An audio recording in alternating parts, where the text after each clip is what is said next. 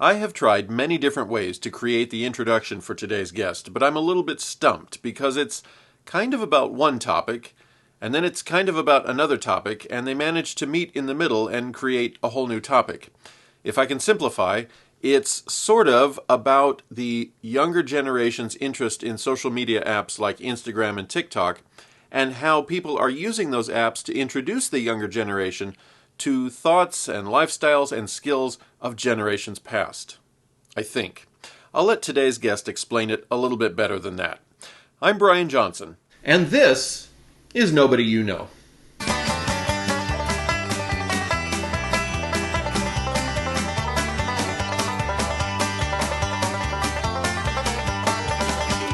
Hello and welcome to Nobody You Know. I'm your host, Brian Johnson, and sitting next to me is Sarah Jones. Now, last week you met her husband, although for me it was 5 minutes ago. For you, it's been a week. In fact, I still see her husband. He's watching to have a...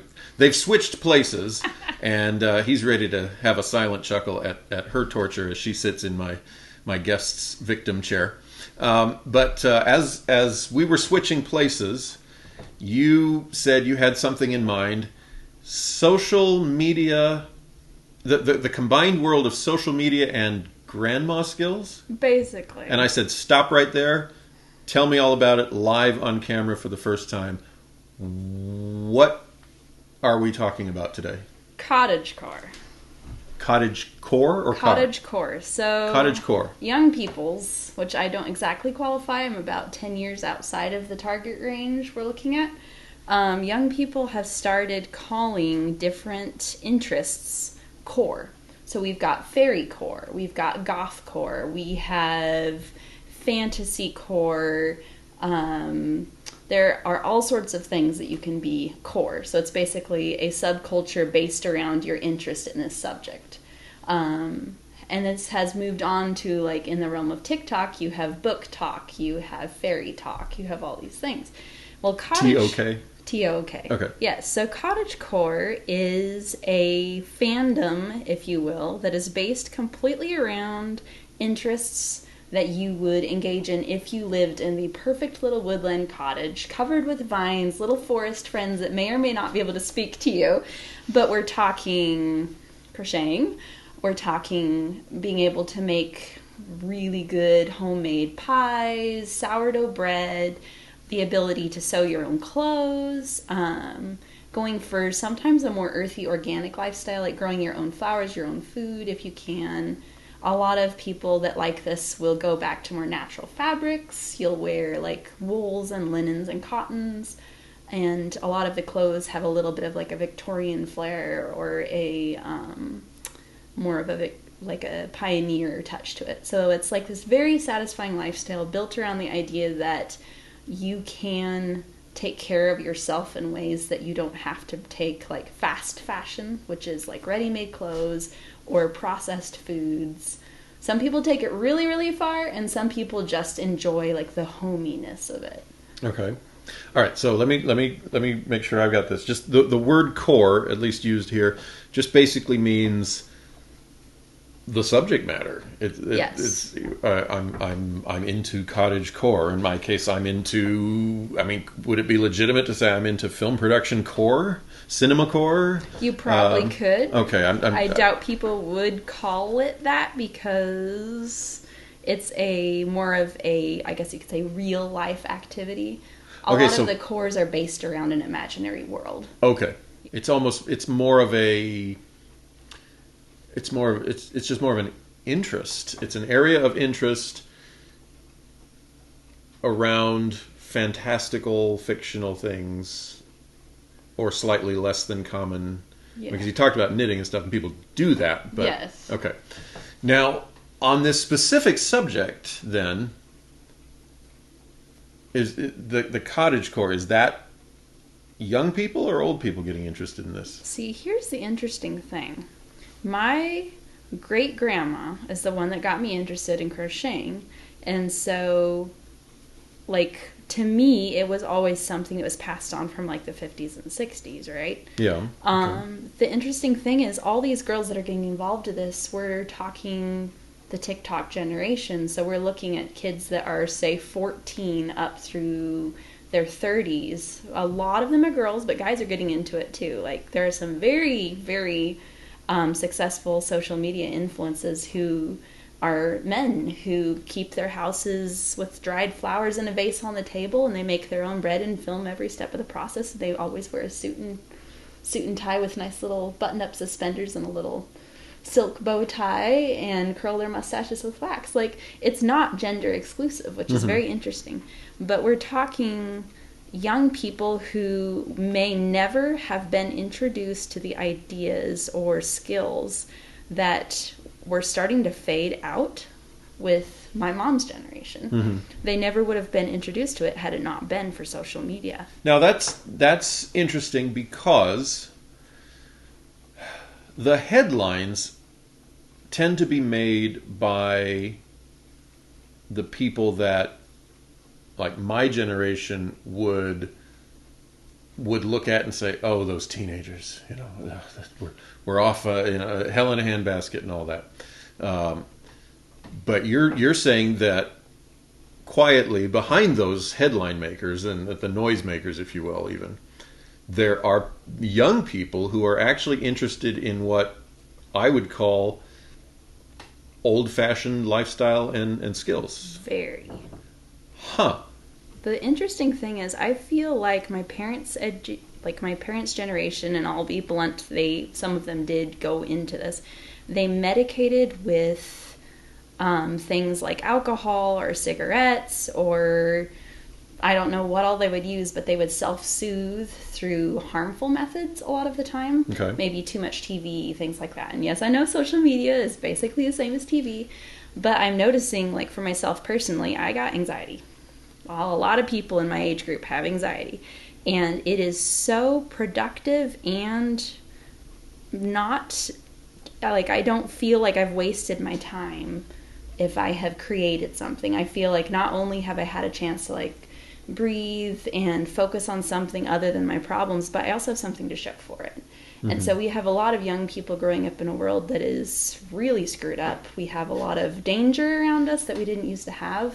The world outside is a lot more unsafe, whether you're in school, whether you're traveling. Like, things are just kind of off kilter in a way. And you don't even have to travel far. You don't have to go very far. Things suck. Like, you go to the grocery store and get shot. It's bad.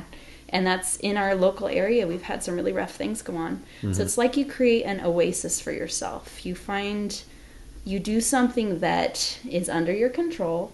You get something beautiful out of it, but it also helps you feel safe for the time that you are engaged in the activity.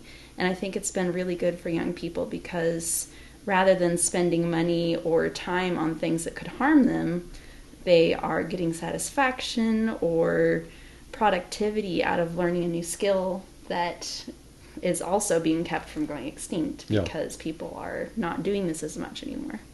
Well, and overall, I definitely see the value in that. The fact that you're telling me young people are doing this is very encouraging, because, I'm a parent of 3, and we do have to work. It's very easy for them to say, "Can I play the computer? Can I play the Wii?"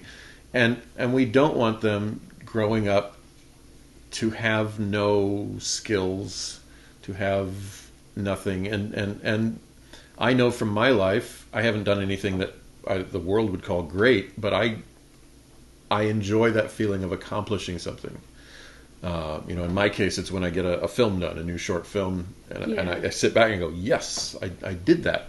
It turned out just the way you wanted it to. And so it is encouraging, because I am guilty of looking at the young generation at large and lamenting that we're losing, things like even basic classiness. The idea of a suit and tie, the idea of a homemade dress, those are skills that are disappearing. My wife is making sure my daughters know how to sew and things like that. But so that's okay. So that brings us back around to social media, which I think the elder generation looks at with alarm, because there are alarming sides to it. There are some very sketchy There's things. an addictiveness to it, and certainly there are dangers in it. But you're pointing out there's actually a very useful side in educating. one of the most influential TikTok personalities. I cannot remember how to pronounce her name, and I would screw it up, and I don't want to be offensive. We'll put it across the bottom. Yeah, she was a Middle Eastern lady, and she dresses her kitchen up just as cozy and cute as she can, and she cooks and films it and just makes it look really aesthetic and presents it beautifully, but she's got that same thing. She's wearing these florals and these soft colors and stuff. And so that's the thing that I find fascinating, that you don't have to be glitzy. You don't have to be loud. Sometimes people are just looking for a really soft, safe space. And a lot of influencers are also using social media to go, like, there are some that literally their TikTok channel is full of videos that will pop up in your For You page, and it is them going, you've been scrolling for a while, just take a few moments to take a few cleansing breaths with me, and they'll like say some affirmations to you or something, and it's always accompanied with something gentle, a peaceful environment, things like that. One of the ladies, what her thing is, every Friday she's like, welcome to Floral Fridays. She puts on a big hat and a sundress, does a twirl in front of the camera, and then she goes and picks flowers and talks about how the world sucks, but you can make your own space beautiful. And it's just really great. She's like, I know things have been really stressful for you this week. My week was really hard, but we can breathe through it, and we're going to pick these flowers today, and these are the good things in our world today, and look, didn't that turn out pretty? And it's just like, you always look forward to her videos because you know that this is always going to be someone bringing positivity.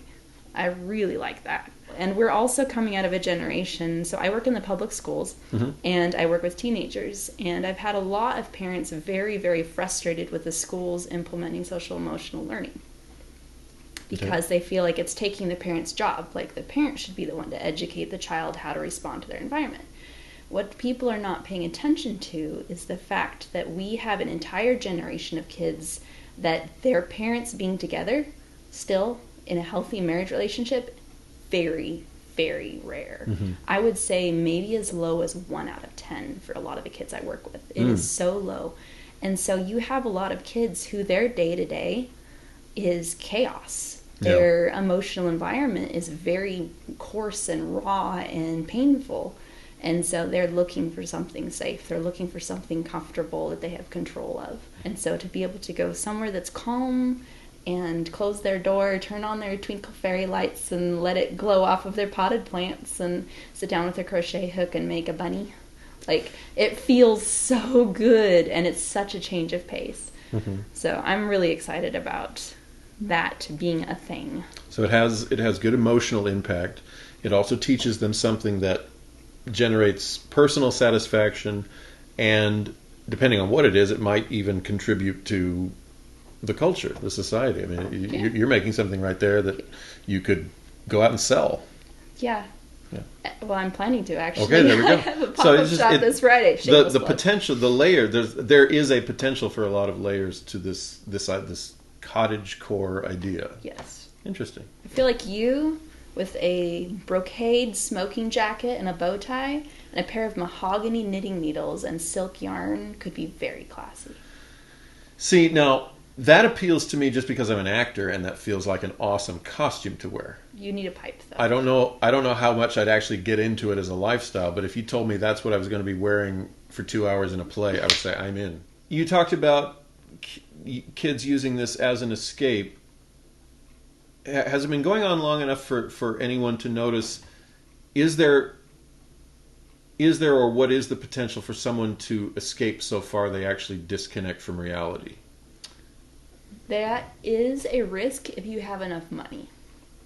Okay. Because there are social media influencers who discovered the monetary advantages of having, like, the perfect cottagecore lifestyle. Okay. And we're talking literally fairy hovel cottages with convoluted branch things around their garden fence and little gates that look like portals to another world. And, now, so far, that still sounds cool. It's super cool.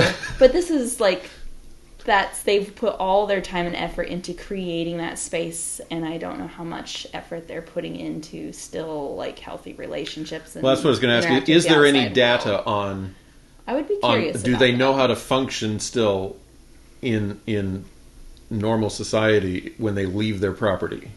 And have you heard anything about that, or is that still... I don't know. I would feel like it would assist you, though, because if you are well regulated, you treat other people better. It's a nice thought. Yeah. There is that potential that someone will get so lost and comforted in the fantasy that they will never want to come out. I mean, if I had the option. As long as you can take Jason with you. Oh, yeah. Yeah, okay. I mean, I'm teaching him to knit, so there we go. He'll come. All right. Sounds good.